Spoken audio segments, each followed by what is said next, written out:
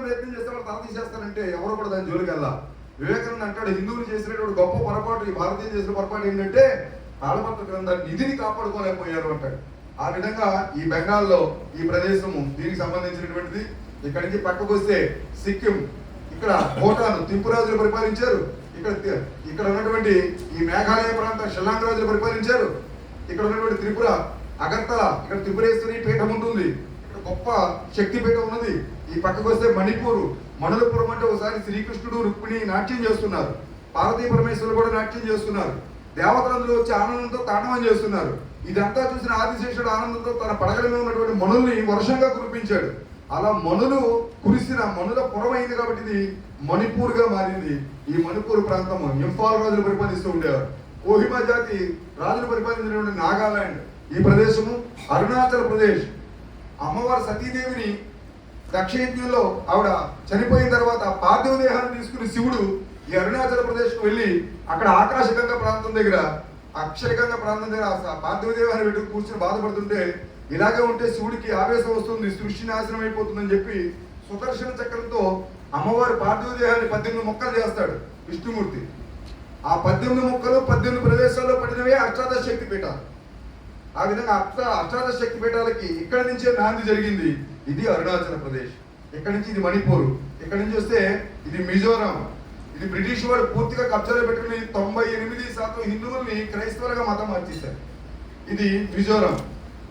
ఇక్కడి నుంచి పక్కకు వస్తే బంగ్లాదేశ్, ఇది ఇందాక విదేశం చెప్పడం మర్చిపోయారు. ఇది పశ్చిమ బెంగాల్, తూర్పు బెంగాల్. తూర్పు బెంగాల్ ప్రాంతం చూడండి, బ్రిటిష్ వాళ్ళు దుర్మార్గం ఎంతో. ఇది పాకిస్తాన్, ఇది బంగ్లాదేశ్. ఈ రెండు కలిపి ఒక దేశంగా విభజించారు. దీనికి మన నాయకులు సంతకం పెట్టారు. దీన్ని ఆలోచించండి ఎలా ఉందో పరిస్థితి. ఇక్కడి నుంచి ఇక్కడికి రావడానికి రైలు మార్గం లేదు, రోడ్డు మార్గం లేదు. ఇక్కడి నుంచి ఇక్కడికి రావాలంటే సముద్ర మార్గంలో ఇలా తిరిగి ఇలా తిరిగి ఇలా తిరిగి లక్షల కిలోమీటర్లు, వేల కిలోమీటర్లు వచ్చి ఇక్కడ చేరుకోవాలి. కాబట్టి ఈ రెండు ఒక దేశం ఎలా అవుతాయని అర్థం ఉందా? అంటే శత్రువులు పెట్టాలి భారతదేశం చుట్టూ, అందులో నానుడిగా చేశారు. కానీ ఈ బంగ్లాదేశ్కి మనకున్న సంబంధం ఏంటి? మన స్వతంత్ర పోరాటానికి నాంది పలికినటువంటి వందే మాతరం అన్నటువంటి ఆ గీతాన్ని మనకు అందించిన బంకించంద్ర చటర్జీ పుట్టినటువంటి ప్రదేశం ఇది. ఆ వందే మాతరం ఒక నినాదం రణనినాదంగా మారి స్వతంత్రం వచ్చే వరకు మనం మారు కలుపుతూ ముందుకు నడిపించింది. అటువంటి బంకించంద్ర చటర్జీ పుట్టినటువంటి ఈ ప్రదేశం బారీసాల్ ప్రదేశం ఇవాళ పశ్చిమ బెంగాల్లో విడిపోయింది. ఇకపోతే ఈయన జగదీష్ చంద్రబోస్, ప్రపంచంలో మొక్కలకి ప్రాణం ఉందని మొట్టమొదటిసారి కనిపెట్టిన వాడు. లండన్లో ఒక ఎలకను తీసుకొచ్చాడు, ఒక మొక్కను తీసుకొచ్చాడు. ఎలకి బ్రోమైడ్ అనే విషపదార్థం ఇచ్చాడు. ఈ మొక్కకి అదే విషపదార్థాన్ని ఇంజక్షన్ రూపంలో ఇచ్చాడు. కాసేపటికి ఈ ఎలక గిరగర కొట్టుకుని చచ్చిపోయింది. కాసేపటికి ఈ మొక్క కూడా తలకాయ వాచేసి వాడిపోయి కింద పడిపోయింది. అంటే ఈ రెండింటిని చంపేసింది ఏమిటి? బ్రోమైడ్ విషపదార్థం. ఇందులో జీవం ఉంది కాబట్టి చచ్చిపోయింది. ఇప్పుడు అది కూడా తలవాల్చి కింద పడిపోయింది అంటే దాంట్లో జీవం ఉందా లేదా? దీంట్లో ప్రాణం ఉంది, దాంట్లో ప్రాణం ఉందా లేదా? కాబట్టి మొక్కల్లో ప్రాణం ఉందని ఈ విధంగా ఆయన రీసెర్చ్ చేసి శాస్త్రవేత్తల సమక్షంలో దీన్ని నిరూపణ చేశాడు. ఆ విధంగా మొక్కల్లో ప్రాణం ఉందని మొట్టమొదటిసారి చెప్పినటువంటి జగదీష్ చంద్రబోస్.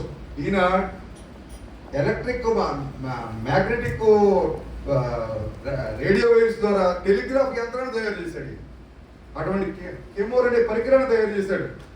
అటువంటి మహానుభావుడు. ఈయన కూడా బంగ్లాదేశ్లో పుట్టాడు. ఈవేళ బంగ్లాదేశ్ కాస్త అటు వెళ్ళిపోయింది. ఈ పక్కకు వస్తే ఎక్కడికి వద్దాం? ఒరిస్సా వద్దామా? బెంగాల్లోకి వచ్చేద్దాం, పక్కనే ఉన్నాం కదా. అసలు ఈ మధ్యన గెలుచుకుని మంచి జోష్లో ఉన్నాం. బెంగాల్లోకి వద్దాం. బెంగాల్ అనగానే మనకు గుర్తుకొచ్చేది రామకృష్ణ పరమహంస గుర్తొస్తా. కాబట్టి ఈ జాతికి మూలాన్ని నిలబెట్టడం కోసం ప్రయత్నం చేసిన ఆది దంపతులుగా శారదామాతని రామకృష్ణ పరమహంసని గుర్తిస్తాం, మనం గౌరవిస్తాం, పూజిస్తాం. అటువంటి రామకృష్ణ పరమహంస, శారదామాత, వివేకానంద లాంటి ఒక గొప్ప శిక్షరత్నాన్ని, వజ్రాన్ని భారతదేశానికి ఇచ్చినటువంటి గొప్ప దంపతులు వాళ్ళు. ఈ వివేకానంద ఒకవైపు భారతదేశం స్వతంత్రం కోల్పోయి బానిసత్వంలో ఉంది, మరొక వైపు నిందల మీద నిందలు వేస్తున్నారు హిందూ ధర్మం మీద. అటువంటి సమయంలో ఈయన ప్రపంచంలో సర్వమత సభలు చికాగోలో జరుగుతుంటే అక్కడికి వెళ్ళి మాట్లాడాలని నిర్ణయించుకున్నారు. అటువంటి మహానుభావుడు చికాగో వెళ్తారు. చికాగో వెళ్ళడానికి డబ్బులు లేవు, ఏమీ లేవు. ఇక్కడ ఉన్నటువంటి కన్యాకుమారి ఎక్కడో సముద్రంలో ఒక రాయి మీద కూర్చొని తపస్సు చేసుకుంటారు, వారం రోజులు ధ్యానంలో ఉంటారు. ఆ తర్వాత కాళీమాత ప్రత్యక్షం అయ్యి నువ్వు ఈ పని కోసమే పుట్టావు, నువ్వు వెళ్ళమని చెబుతుంది. సముద్రం ఈదుకునైనా సరే నువ్వు వెళ్ళవలసిందే అని చెబుతుంది. ఇలా తపస్సులో ఉన్నాడని తెలిసిన తర్వాత కర్ణాటక సంబంధించిన ఒక రాజు ముందుకు వస్తాడు, ఈయనకి సహాయకారం చేస్తాడు. ఈయన వెళ్తాడు, చికాగో వెళ్తాడు. ఇంకా అక్కడ పడ్డ కష్టాలని నేను చెప్పను, అక్కడ ఒక మాట మాత్రం చెబుతాను. అన్ని మతాలు హిందుత్వాన్ని విమర్శిస్తూ మాట్లాడతారు, కానీ ఈయన మైకి తీసుకున్న వెంటనే నా ప్రియమైన అమెరికా సోదర సోదరీమణులారా అంటాడు. అప్పటి వరకు నా ప్రియమైన క్రైస్తవులారా, నా ప్రియమైన మహమ్మదీలారా, నా ప్రియమైన జరాషియులారా అని పిలుచుకున్నటువంటి పిలుపుని విన్నాడు తప్ప అందరినీ సోదర సోదరీమణులు అని చెప్పిన వసుదైవ కుటుంబం అన్న భావాన్ని మొట్టమొదటిసారి వాళ్ళు విన్న తర్వాత తన్మయంతో ఈయనకి ఇచ్చిన సమయం 7 నిమిషాలు, వాళ్ళు 7 నిమిషాలు తప్పని కొడుతూనే ఉన్నారు. వాళ్ళు ఆ పిలుపు ఎప్పుడూ ప్రపంచంలో ఎవరో వెళ్ళలేదు. ఇప్పుడు రాజకీయ నాయకులు కబ్జా చేసేసారు. అది మైక్ పట్టుకుంటే సోదర సోదరీమణులారా అంటారు పిలుపు. ఇది మొట్టమొదటి దీనికి ఆద్యుడు వివేకానంద స్వామి. అక్కడ ఆ మాట విన్న తర్వాత 7 నిమిషాల సమయం కాస్త 2 రోజుల్లో 7.5 గంటలు మాట్లాడాడు. ఆ తర్వాత 2.5 సంవత్సరాల ప్రపంచం మొత్తం తిరిగిన తర్వాత భారతదేశానికి వచ్చాడు. ఆ విధంగా ఈ దేశంలో ఒక కుక్క కూడా ఆకలితో చావకూడదని కోరుకున్నాడు. చదువుకున్న వాళ్ళ పేదవాళ్ళ పేదరికాన్ని పోగొట్టకపోతే వాళ్ళ రక్తపై యొక్క చెమటల శ్రమ నుంచి చదువుకున్న మీరు దేశద్రోహులే అవుతారని చెప్పాడు. ఒక హిందువు మతం మారితే ఒక హిందువు తగ్గినట్టు కాదు, ఈ జాతిని వ్యతిరేకించి ఒక శత్రువు పెరిగినట్టు చెబుతాడు వివేకానంద స్వామి. ఇవాళ స్పష్టంగా కనబడుతుందా లేదా అది? కాబట్టి ఈ రకమైన మహానుభావుడు వివేకానంద స్వామి. ఇది బెంగాల్కి సంబంధించినది. ఇంకా సోదర నివేదిక చాలా మంది ఉన్నారు, చెప్పుకోవడం టైం లేదు. ఈ పక్కకు వస్తే ఒరిస్సా, సుభాష్ చంద్రబోస్ జై హింద్ ఆజాద్ హింద్ ఫౌజ్ను స్థాపించి జై హింద్ నినాదం ఇచ్చి 1942 అక్టోబర్ 21వ తారీఖున దేశాన్ని స్వతంత్రం అనౌన్స్ చేశాడు. కాబట్టి అటువంటి మహానుభావుడు సుభాష్ చంద్రబోస్ పుట్టిన ప్రదేశం కటక్. లేకపోతే ఇక్కడ శైలేంద్ర చక్రవర్తులు అలాగే కారవేలును పరిపాలించారు. శైలేంద్ర చక్రవర్తుల పరిపాలన ఎక్కడ వరకు జరిగింది అని చెప్పంటే కనౌజ్ నుంచి ఇది ఇట్లా ఇండోనేషియా వరకు వీళ్ళ పరిపాలన ఉండేది. ఇవాళ అరబ్ దేశాల్లో సగం భాగం ఈ శైలేంద్ర చక్రవర్తులు పరిపాలించింది. అంతటి గొప్ప నాయకులు వాళ్ళు. 700 సంవత్సరాలు పరిపాలించారు వాళ్ళ కుటుంబాలు. దాని తర్వాత కారవేలుడు, ఈయన గ్రీకు వీరులు వస్తే గడగడలాడించి ఓడించి పంపించాడు.